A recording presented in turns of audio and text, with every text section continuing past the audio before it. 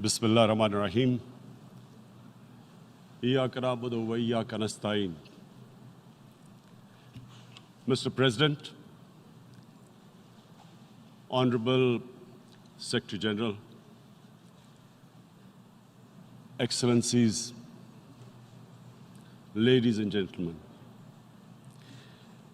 I feel honored today to represent my country at this forum of world leaders, where we have a chance to discuss problems that the world is facing.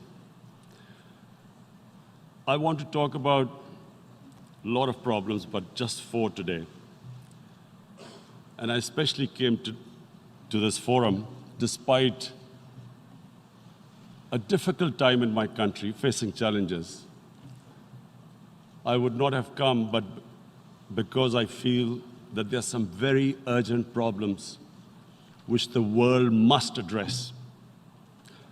So first of all, I start with climate change. So many leaders have talked about climate change. But Mr. President, I feel that there is a lack of seriousness. Perhaps world leaders some of the leaders who can do a lot, do not realize the urgency of the situation. We have a lot of ideas, but as someone said, ideas without funding is mere hallucination. Pakistan, I'll give you start with my own country. Our country is amongst the top 10 nations in the world which are most affected by climate change. We depend upon our rivers. We are mainly an agricultural country. And 80% of the water in our rivers comes from our glaciers. The glaciers, not just on the Pakistani side, even India. The 80% of the water in Ganges and the Indian rivers also comes from the glaciers, from the Himalayan glaciers, Karakoram, Hindu Kush. And these glaciers are melting at quite a rapid pace. We detected already 5,000 glacial lakes in our mountains. And if this keeps going, if nothing is done, we are scared that humans are facing a huge catastrophe. In my country, when my party came to power in the province of KP, we planted 1 billion trees in 5 years. Now we've set ourselves a target of 10 billion trees in Pakistan. Idea being to counter the effects of global warming. But one country cannot do anything. This has to be a combined effort of the world. My optimism comes from the fact that humans, the Almighty has endowed humans with great powers. We can do anything, provided our survival instinct is stirred up. And this is really what I hope that the United Nations will take a lead in this. There must be more emphasis. Richer countries must be pushed. Countries that mainly are responsible for greenhouse gas emissions. They must be pushed because our country contributes minuscule amount to greenhouse gases. So I feel that the United Nations must take leadership in this. My second issue for me right now is even more critical. Mr. President, every year, billions of dollars leave the poorer countries and go towards rich countries. billions of dollars siphoned off by the ruling elites of the developing world. And they find their way into Western bank accounts, offshore accounts, tax havens, expensive properties hidden behind companies bought in Western capitals. Mr. President, this is devastating the developing world. This is causing more poverty, debts. It's impoverishing the developing world. The difference between rich and poor countries is growing because of this. Money laundering, which happens because money leaves the poorer countries into rich countries, is not treated the same as, for instance, money from drugs or terror financing. The seriousness which terror financing and money from drugs, the way it is treated, it's not the same. The way the poor countries are being plundered by their elites. It's not happening. In my country, when I took charge of our government a year back, in the 10 years preceding that, our total debt went up 4 times. The debt we had accumulated in 60 years, just in 10 years, it went up 4 times. As a result, the total revenue we collected in 1 year, half of it went into debt servicing. How are we going to spend money on our human beings, 220 million people, when half the money is going into debt servicing? Because our country was plundered by the elites, the ruling elite. And easily they could get the money out. And when, Mr. President, we located properties in Western capitals bought by this money through corruption and money laundering, located the properties of these corrupt leaders, we find it so difficult to retrieve it. That money, if we retrieved that money, we could spend on our human beings. But it's so difficult. The laws protecting these criminals. We do not have the sort of money to have expensive lawyers and spend millions and millions of dollars. We need help from the rich countries. And Mr. President, it's critical. The rich countries must show political will. They cannot allow this to happen. How can the poor countries spend money on human development, which the United Nations asks, SDG? How are we going to do it when this money can easily leave our countries? So, unless the rich countries intend to build walls to stop economic refugees coming as we see right now, they must take action. They must take action now. It must be a deterrent. Corrupt ruling elites should not be able to take money out easily and park it into foreign bank accounts and into these properties abroad. And I never understand why. Why do we have these tax havens? Why is this allowed? Why shouldn't rich people pay taxes? Why is it legal to have these tax havens where you have these secret accounts? Because, the world is changing.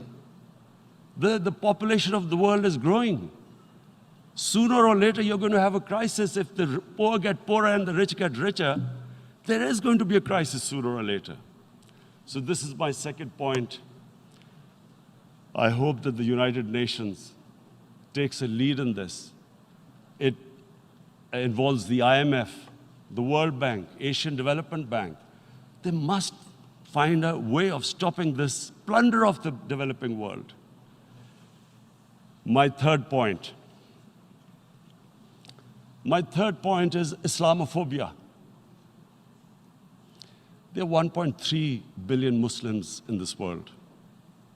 There are millions of Muslims living in other countries, European countries, in the US, as minorities. Islamophobia since 9/11 has grown at a pace where it is alarming. Human communities live together. There should be understanding amongst them. But Islamophobia is creating a division. Muslim women wearing hijab, it's become an issue. It's become an issue in some countries. Hijab is some sort of a weapon. A woman can take off her clothes in countries, but she can't put on more clothes. How is this happening? Because of Islamophobia. And how did this Islamophobia start? After 9/11. And why did it start? Because certain Western leaders equated terrorism with Islam. Islamic terrorism. Radical Islam. What is radical Islam? There is only one Islam, and that is the Islam we follow of Prophet Muhammad sallallahu alaihi wasallam. There is no other Islam. Radical Islam, Islamic terrorism, what message did they send to people in the West? And why is there Islamophobia? How is a person in New York, in the Midwest, in the US, in European capital, how is he going to distinguish between who is a moderate Muslim and who's a radical Muslim? Because terrorism has nothing to do with any religion. This Islamic terrorism, Islamic radicalism, and sadly used by leaders, this has been the main reason for this Islamophobia. And it has caused pain amongst Muslims. We in Muslim countries watch this Islamophobia traveling abroad, and it's getting worse. And may I just say, Mr. President, that in European countries, it is marginalizing Muslim communities. And we all know that marginalization leads to radicalization. Some of the people who ended up as militants in Syria and other places were from marginalized Muslim communities. And my point here is that we must address this issue. I'm sad to say that we Muslim leaders have not addressed this issue either. After 9/11, when this thing came about war against radical Islam, rather than Muslim leaders trying to explain to the West that there is no such thing as radical Islam, in all human communities, they are radicals. They're liberals and rest are moderate. All human communities, Christians, Jews, everyone has it. But Islam is not radical, neither Judaism, neither Christianity, neither Hinduism. No religion preaches radicalism. The basis of all religion is compassion and justice, which differentiates us from the animal kingdom. But unfortunately, the Muslim leadership was so scared of being called radical Islam that all of them became moderates. In Pakistan, we were in the eye of the storm, and our government coined a phrase called enlightened moderation. No one knows what it meant, but everyone started putting on Western suits that they were moderates, started speaking. Even those who didn't know English would speak English because they were moderates. No one had a clue what it was, because we, in the Muslim world, did not explain to the West that there is no such thing as radical Islam. One of the reasons why, after 9/11, Islam was supposed to be equated with terrorism was suicide attacks. Because the 9/11 bombers did a suicide attack, all sorts of theories came up that the Muslims are involved in suicide attacks because they will get virgin in heavens. Some came up with, what about women, suicide attackers? So this bizarre thing happened. No one explained. Suicide attacks and Islam were equated. No one did research that before 9/11, the majority of suicide attacks in the world were by Tamil Tigers, who were Hindus. No one blamed Hinduism, and quite rightly. What has Hinduism got to do with what desperate people were doing in Sri Lanka? We all know we've seen films about Japanese kamikaze pilots at the end of the Second World War doing suicide attacks. No one blamed the religion. But here we were trying to prove we were moderates and not explaining to the West. But the most important thing I wanted to say here today, in explaining this Islamophobia, Mr. President, and I feel it's very important because I've spent, because of I played professional sport in England, I spent a lot of time there. So I know how the Western mind works and how West views religion. So where the misunderstanding about Islam came. And one of the reasons it caused Islamophobia.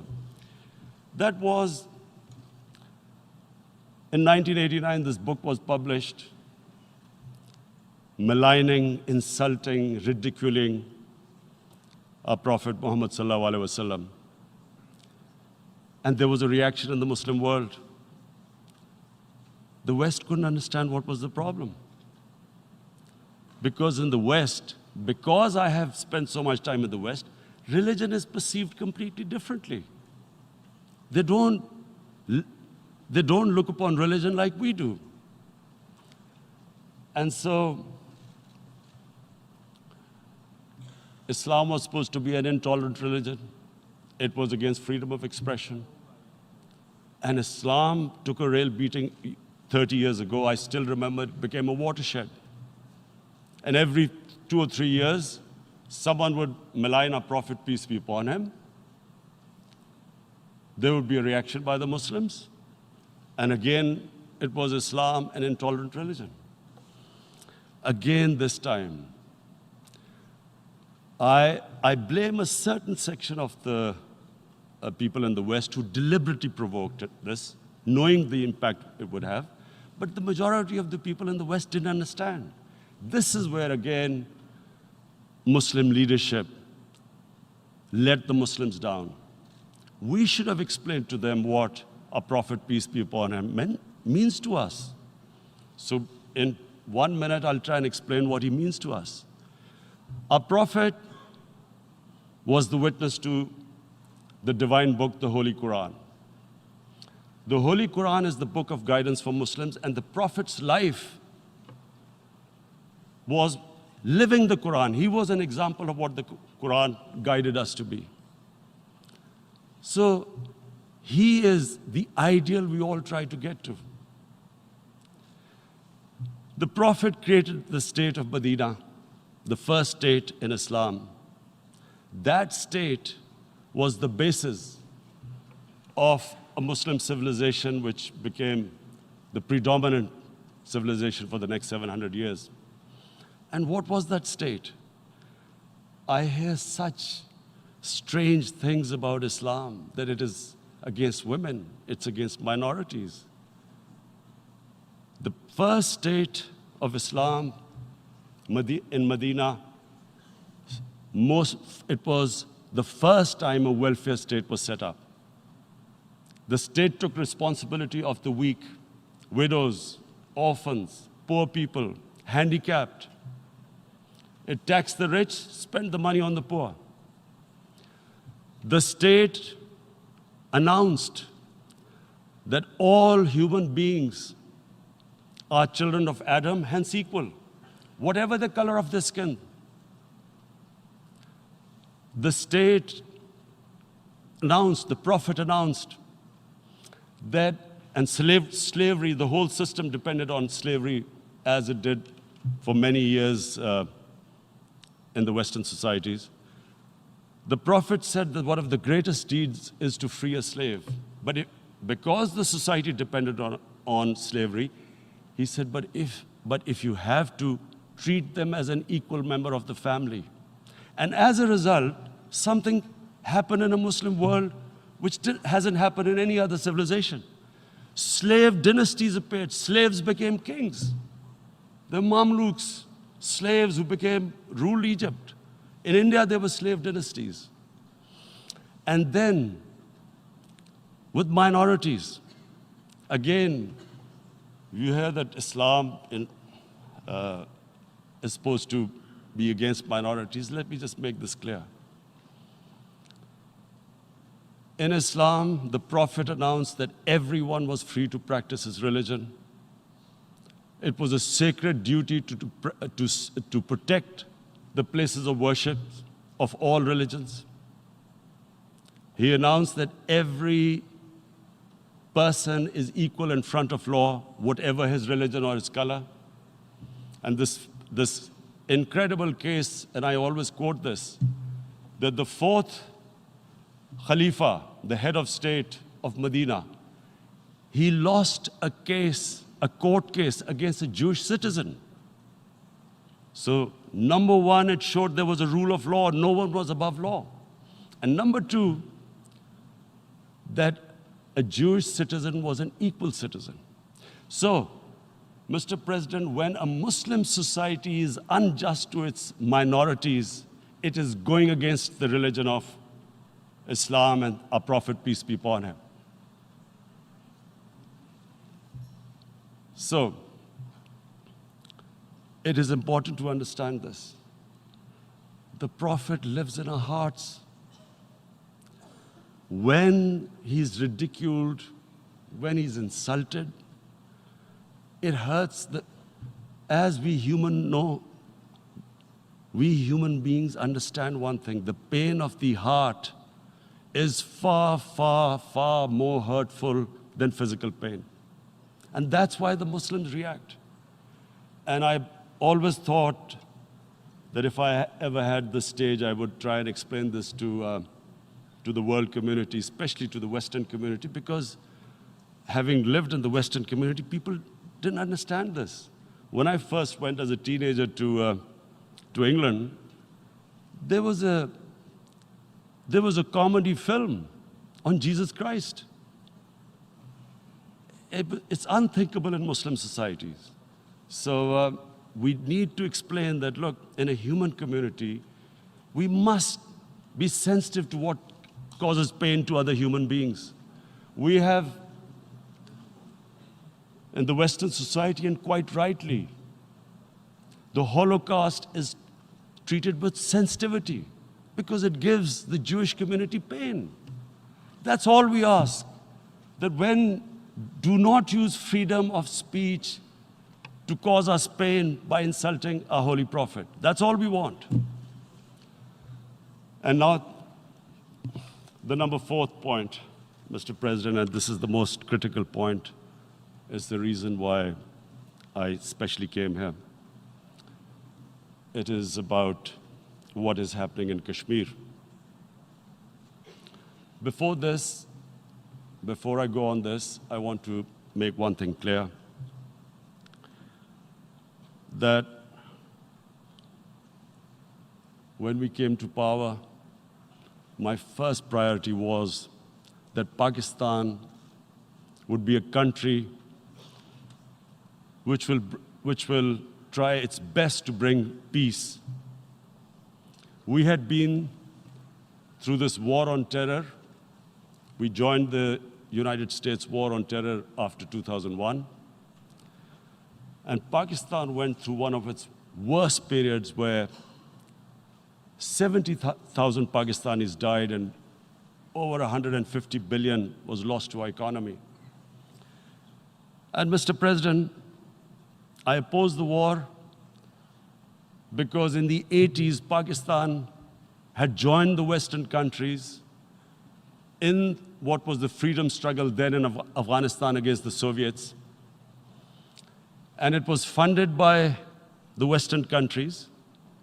These Mujahideen groups, which were treated in guerrilla warfare,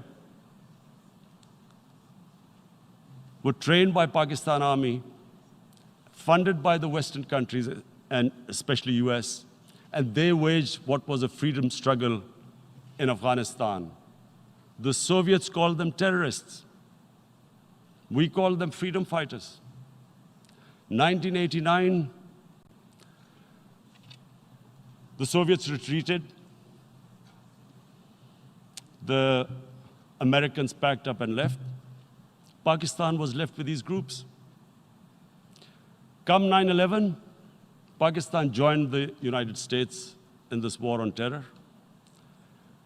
And now our government was supposed to, the reason why I opposed joining this war, because here we had indoctrinated them in jihad, meaning freedom struggle against foreign occupation. Now, because we had joined the US, and the US had occupied Afghanistan, now we were supposed to tell them that, no, this is not freedom struggle and jihad, it's terrorism. So that's why I tried to tell then government that, stay neutral because you will have leverage over them. You will be able to control them. But if you join them, you become collaborators and they will attack you, which is what happened.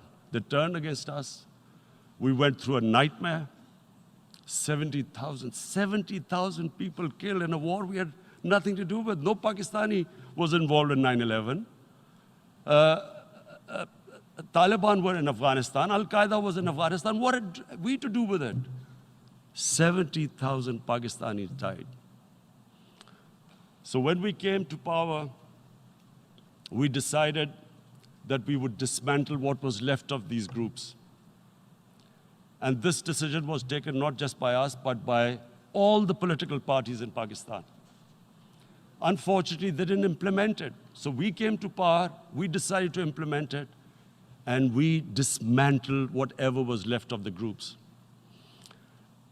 And I know that India keeps accusing us that there are these groups there. I would like the United Nations to send observers, see for themselves what we've done. No Pakistani government would have dared to do this because it would have created strife. But we decided that there would be no militant organizations in Pakistan. So I need to give you this background and to what I'm going to say later on. And secondly, we started mending fences. I invited the Afghan president. We developed a relationship with Afghanistan. We had problems with Iran. We mended fences there. And then India. Now let me just give you a little background about my relationship with India. Because of cricket, and cricket being it's a passion in the subcontinent, I had great following in India. I have friends in India, and I loved going to India. So immediately, when my party came to power, the first thing we did was to immediately reach out to India. And I spoke to President Modi, and I said, look, we have similar problems. Climate change, poverty, let's get together. Let's resolve our differences through trade. Let's build a relationship on trust. Prime Minister Modi told me that, there were terrorist attacks from Pakistan. I said, we have problems with you. There are terrorist attacks which we know are instigated by India in Balochistan. We caught a spy, Kulbhushan Yadav, who admitted what the sabotage going on in Karachi and Balochistan. So we said, look, let's leave that behind. Let's move forward. Our main priority should be our people. The highest number of poor people live in the Indian subcontinent. Unfortunately, didn't make any headways. Our foreign ministers were supposed to meet on this in the UNGA last year. India canceled it. We thought that it's their election coming up. It's a nationalist, ultra-nationalist party. It doesn't want to cozy up to Pakistan. So we thought, okay, we'll wait till the elections. Meanwhile, a 20-year-old Kashmiri boy, whose father said was radicalized by the security forces in Kashmir, blew himself up on an Indian convoy. Immediately, India blamed us. I I spoke to the Indian public on television. I said, if you give us any iota of proof, we will immediately take action because we've clamped down on these groups. Rather than sending us any proofs, they sent their jets in, they bombed us. We retaliated. A jet, two of their planes were shot down, one pilot bailed out in Pakistan. We immediately returned the pilot, saying that, look, we do not want any escalation. Rather than taking that as a peace gesture, the entire campaign, almost the entire campaign of Mr. Modi in the election was how he had taught Pakistan a lesson that jets had killed 350 terrorists. Complete lie. They had just killed about 10 trees of ours, which was quite painful given that we are growing all these trees. He then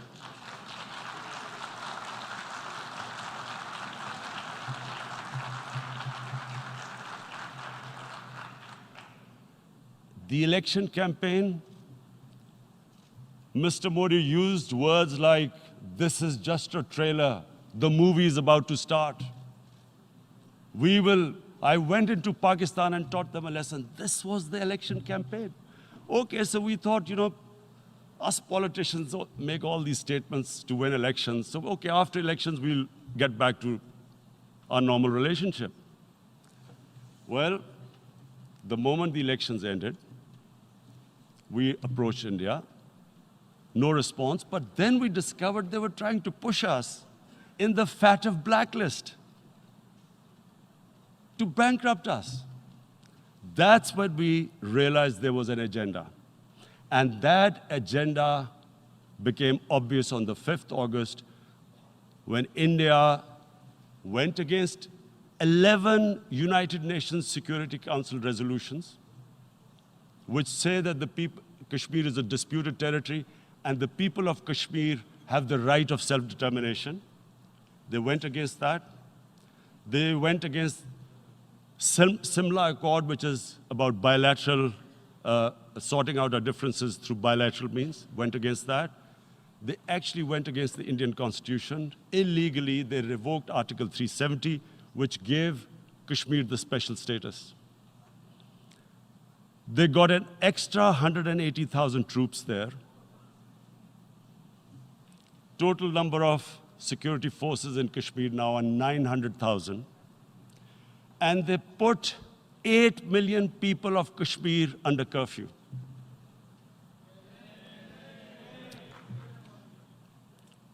Mr. President, now I just briefly want to make the people understand how can anyone do something like this? And for that, I have to explain to you what is RSS. RSS, Mr. Narendra Modi is a life member of RSS. RSS was an organization that was inspired by Adolf Hitler and Mussolini, came about in 1925. They believed in racial purity, racial superiority. They also believed they were an Aryan race like the Nazi believed they were an Aryan race. All that I'm saying can be verified. This is the time of information revolution. You can Google all this, what I'm saying. But it is very important for me to explain this to you so you know what is happening in India. This RSS believed in the ethnic cleansing of Muslims from India. At one point, there was racial superiority of the Hindu race. Secondly, it was hatred for the Muslims and for the Christians because they believed that this golden age of Hindu civilization was stopped because of Muslim rule centuries back and then the British rule of India. So it was racial superiority and hatred for Muslims and Christians. This is openly stated. You look at the founding fathers of RSS, Golwalkar and Savarkar.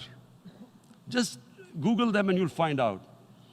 And this ideology of hate is what murdered the great Mahatma Gandhi in 1948.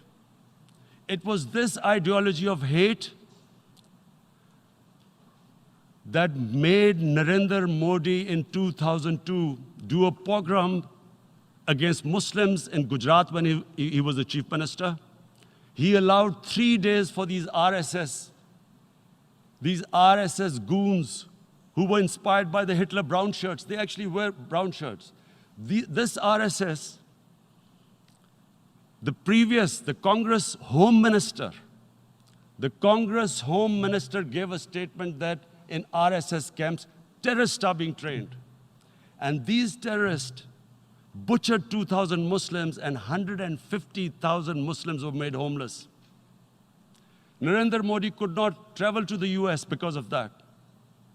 And I need to make you understand this background before I explain to you that what sort of a mindset would lay siege to 8 million people with 900,000 troops. Women, children, sick people, locked in as animals. In fact, of what I know of England, if 8 million animals were locked in, the RSPCA would have made a lot of noise about it. These are human beings.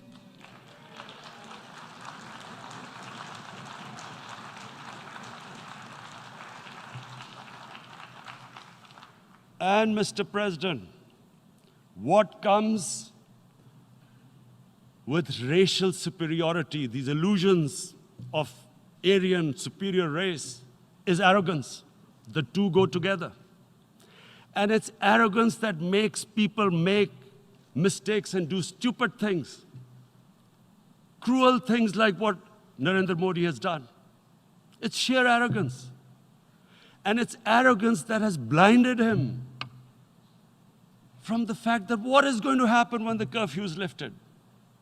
Has he thought about it? This hasn't been thought through. What is he going to do when he lifts the curfew? Does he think that people of Kashmir will quietly accept the status quo because India has changed the constitution and taken away the special status? They'll accept that?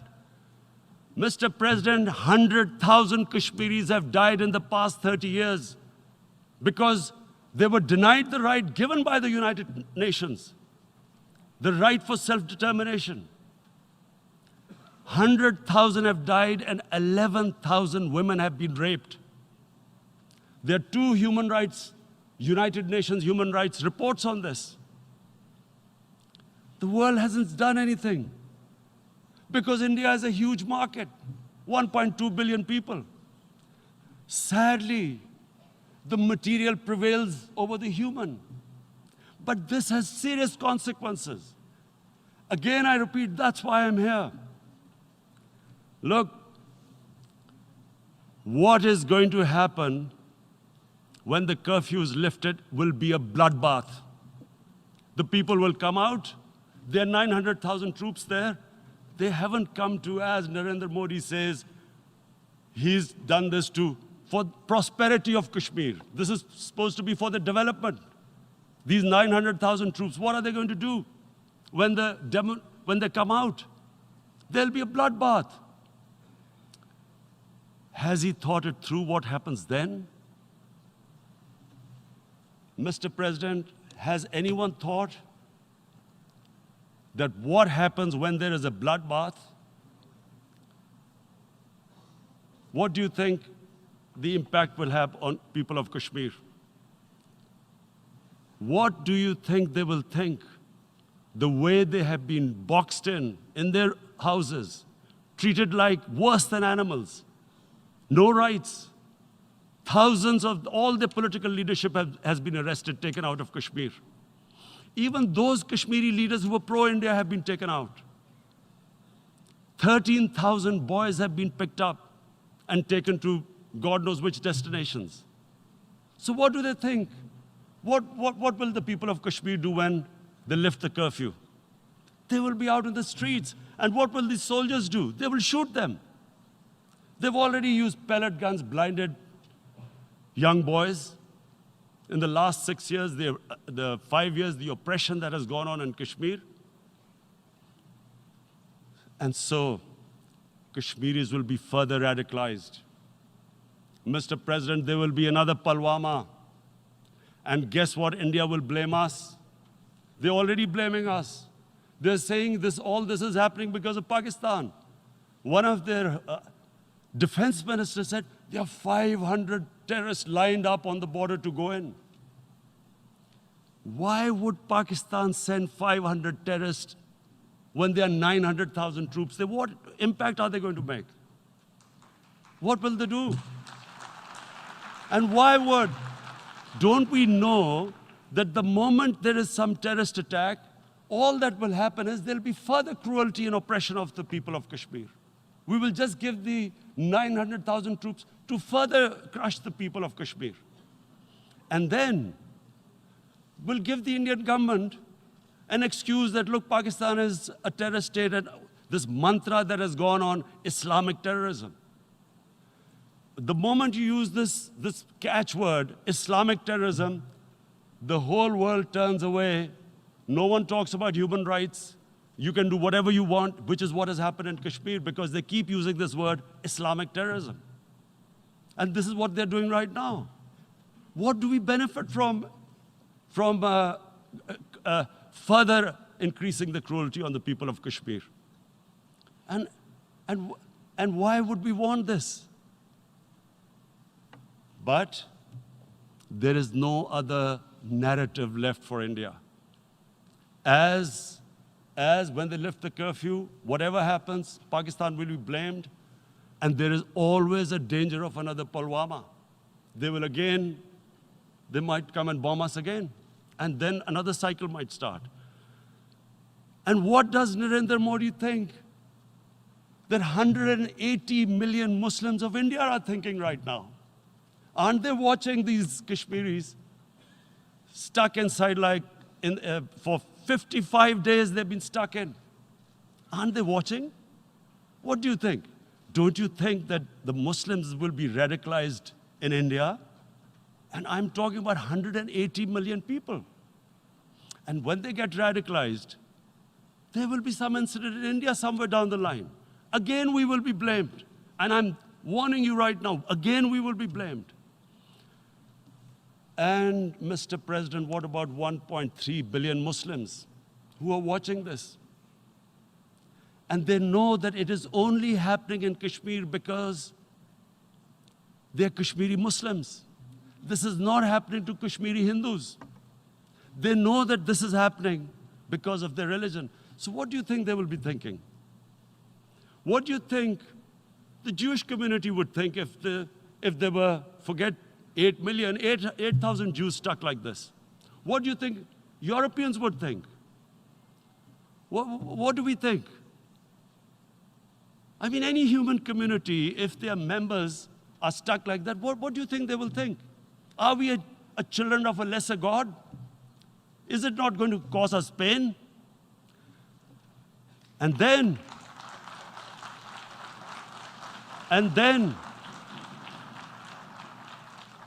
I'll tell you what will happen. People will, in the 1.3 billion Muslims, someone will pick up arms. I know we've been brought up with films, Western films. This good, decent guy doesn't get justice. He decides to pick up a gun and start seeking justice. There was a film made in New York, famous film called Death Wish. This guy gets mugged by and his family, his wife gets killed or something. He can't get justice. He picks up a gun and he goes around shooting muggers. And the whole cinema cheers him on. So what do you think the Muslims are thinking right now? If there is a bloodbath, there will be Muslims becoming radicals, not because of Islam, but because of what they will see that there's no justice when it comes to Muslims. There were Rohingya Muslims, Myanmar, who are, God knows, almost 1 million people out, ethnic cleansing. What was the response of the world community? So what do you think will be the response of 1.3 billion Muslims? I picture myself. I'm in Kashmir. I've been locked up for 55 days. I have heard about, and there are rapes, Indian Army going into homes, soldiers. Would I want to live this humiliation? Would I want to live like that? I would pick up a gun. You're forcing people. You are forcing people into radicalization. When people lose the will to live, what is there to live for? And this is what, if you can do this to human beings, you are actually radicalizing people. And so, Mr. President, I want to repeat here, this is one of the most critical times. There will be a reaction to this. Pakistan will be blamed. 2 nuclear-armed countries will come face to face like we came in February. And before we head in that direction, the United Nations has a responsibility. This is why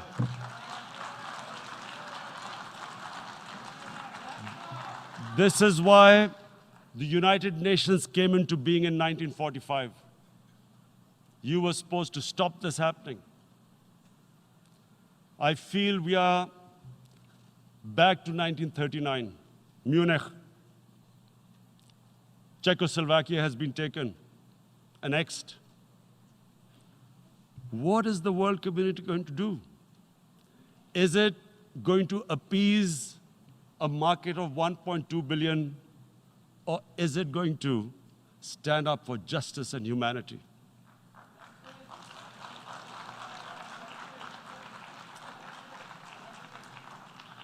If this goes wrong, you hope for the best, but be prepared for the worst.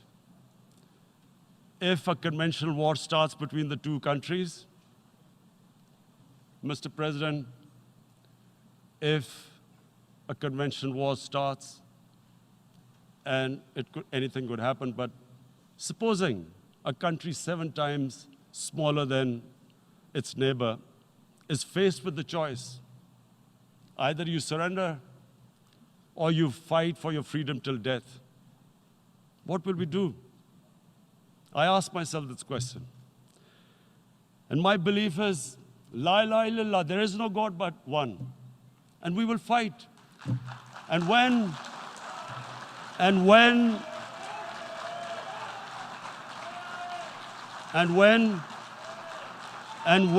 a nuclear-armed country fights to the end, it will have consequences far beyond the borders. It will have consequences for the world, which is why I repeat I'm here. Because I'm warning you, it's not a threat. It's a fair worry that where are we headed? And I've come here to tell the UN, you've got to, this is a test for the United Nations. You are the one who guaranteed the people of Kashmir the right of self-determination. They are suffering because of that.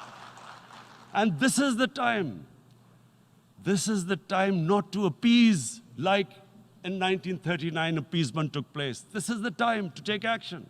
And number 1 action must be that India must lift this inhuman curfew, which has lasted for 55 days. It must free all political prisoners, and especially those 13,000 boys that have been picked up. Parents don't know where they've disappeared. And then